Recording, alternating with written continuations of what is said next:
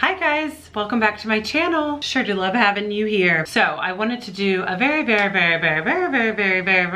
quick update on eyeshadow palettes that I bought last fall. I bought a ton of eyeshadow palettes this past fall, winter, during the Sephora sale, etc. And I just wanted to give you guys an update. You know, I really don't know if it's been enough time to give you a proper update because, in all honesty, I really haven't used these eyeshadow palettes that much at all. I filmed several first impressions and you know, a haul, so I just want to give you guys an update and just what I think is worth it. So first up, Anastasia Beverly Hills Prism Palette. I keep a lot of my nice eyeshadow palettes in the case, by the way, because I don't want it to get ruined. Especially like this is nice velvet. Okay, so since I showed you guys this, I think I've used it a total of 3 times since I got this in what, November? Out of all the eyeshadow palettes I'm gonna show you, this is my favorite. I don't think this is necessary for every day. It's just not that type of palette for me. This is more of a special event or special occasion. This is the one I go to. Why? Because one, I love these warm tones in it. I think it's really good at brightening up and smoking up the eye, especially if you put the black on top of these warm peachy pink colors and then brown. It's really sexy. But my favorite color is this Throne, which it looks emerald green right there, but from the side it's like bluish purple. It's just such a pretty multi-toned shade, and it's just the most stunning green shade I've ever put on my eyes. So this is what makes the palette worth it to me, which might not be necessary, but like I do love these shades that go with it as well. I'm not crazy about this. I will never use this color. I love these the warm matte shades. I love this gold shade.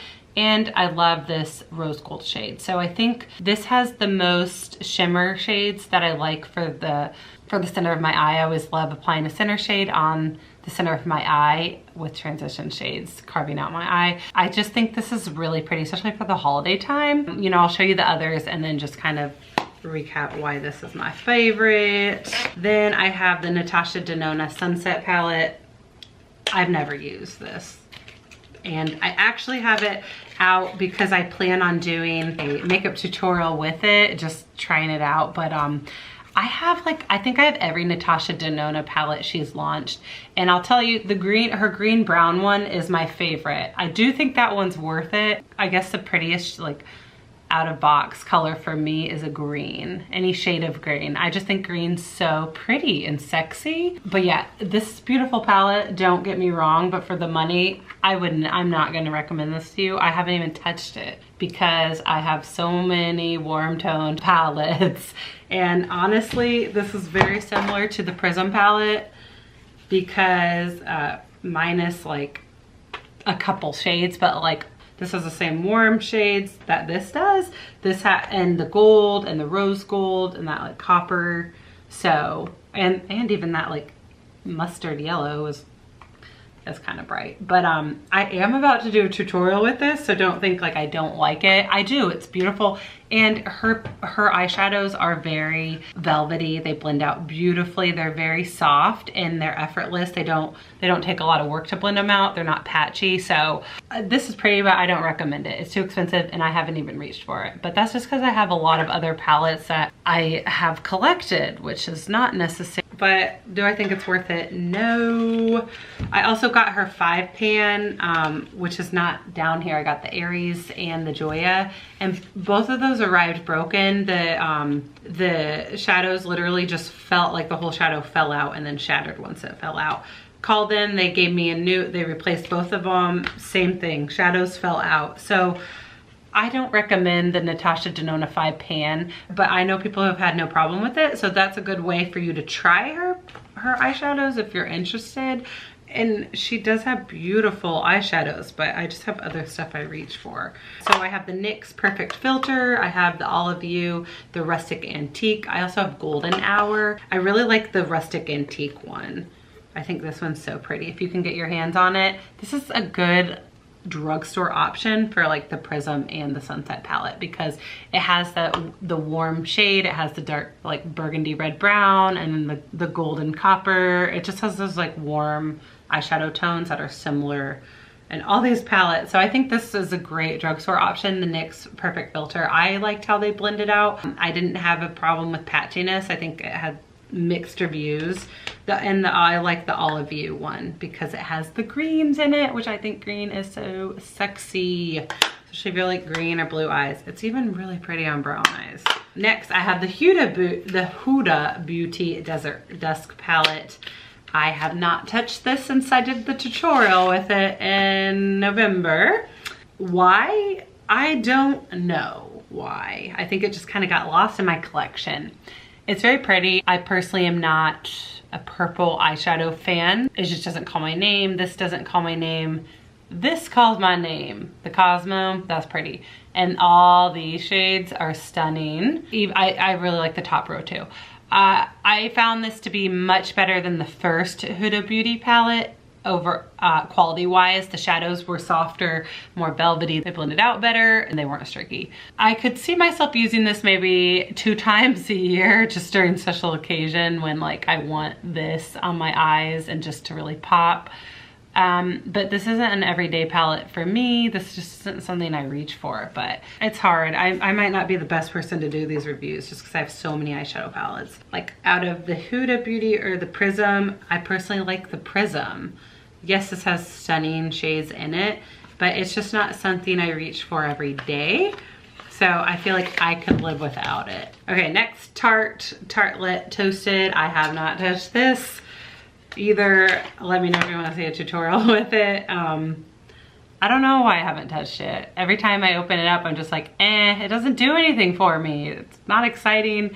As great transition shades, shimmer shades. So I do need to use this. I have the Amazonian Clay palette that I love. I find those shadows to be very buttery and very velvety.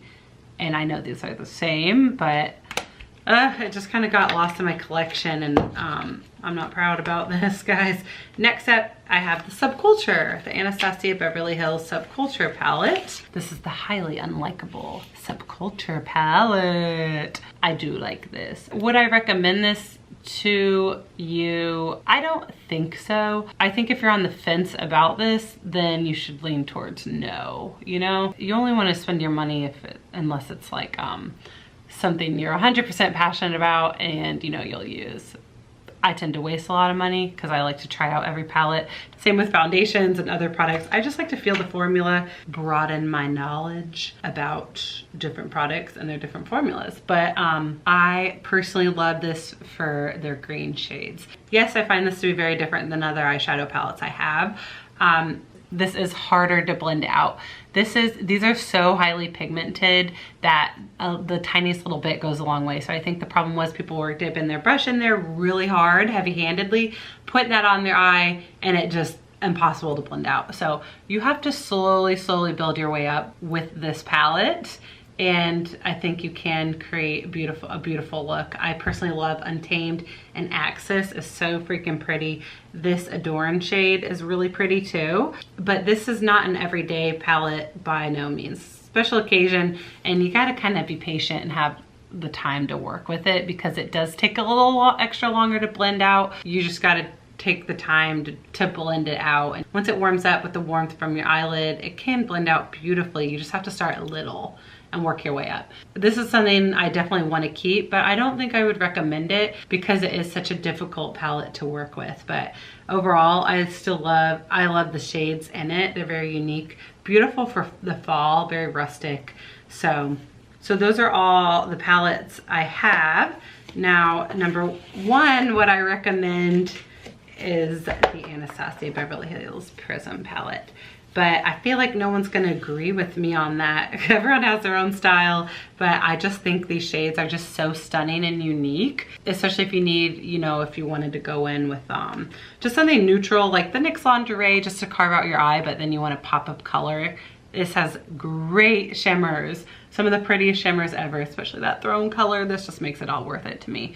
And Pyramid's really pretty too. So I do like the Prism palette, but you know, you have to have a certain taste to even want this. This might not be anything worth it. So overall, I think this is stunning. I really like this palette. And if I want a really unique look, I tend to go with this, and I go in with that Green Throne shade. I'm always pleased with how it turns out. Second runner up, would be the Huda Beauty. Just because I love the coppery shades, and that like red glitter shade in it is so stunning. I don't have anything like that, especially for that being in this palette. It's kind of like multicolor. There's definitely gold in there, but it's such a pretty color. It has great transition shades, all those, and like that color is so pretty. So is Turkish Delight. So I just am not crazy about all these purples, but maybe I need to broaden my horizons and try to use it sometime. So this is runner up, and I definitely like these NYX palettes too. I definitely recommend this for a drugstore option. I think NYX is the best high-end drugstore brand out there. I mean, it is the most expensive, but I think you get great product and quality for what you pay for, especially it being a drugstore. So I know NYX can be more expensive, but I do think their eyeshadows are worth it. So anyways, this is my eyeshadow palette update. Let me know if you have questions. I have so many palettes I test out, and unfortunately I just don't touch them again for a while. So I think my next project needs to be Project Pan, where I actually work on panning. You know, I stick with like one palette and I work on panning that, and that is my palette for the year or the month, or yeah, maybe I'll do that. That's kind of a fun challenge, picking one palette, and that will be all I can use that month. But I know I don't think I could pan anything in a month's worth time. I don't wear like heavy makeup every day. No need to when you got kids and a third on the way. But anyways, thank you guys for watching. I hope that this helped you out with your decision on whether or not you want to buy these eyeshadow palettes. But you know, I understand everyone has their own preference. So if you really want it, get it. I am not one to stop you, that's for sure. So thank you guys for watching. I will see you in another video. Farewell.